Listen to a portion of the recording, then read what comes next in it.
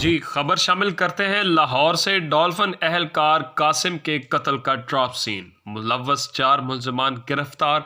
जी बिल्कुल, आपको बताते चलें, डेरा चाहल के रिहायशी डॉल्फिन एहलकार कासिम के कत्ल का मुअम्मा हल। एहलकार के कत्ल में मुलव्वस 4 मुल्ज़िमान अरफान उर्फ बोदी, फ़हद, रिजवान और गुलाम दस्तगीर को गिरफ्तार कर लिया गया।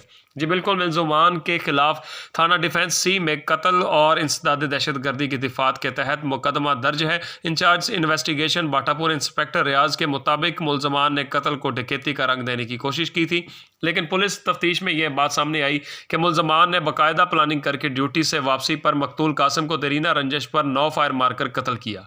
क्योंकि मुल्ज़िमान को शक था मकतूल कासिम की इतलात पर पुलिस की जानब से इन पर रेड किया जाता है और मुल्ज़िमान रिकॉर्ड याफ्ता मंशियात फरोश और इलाके में मंशियात की खरीदो फरोख्त में मुलव्वस थे। SP investigation cantt Amjad Farooq Buttar का कहना था कि पुलिस पर एग्जीक्यूशन पार्टनरशिप की मदद से मुल्ज़िमान को सख्त सज़ा दिलवाई जाएगी।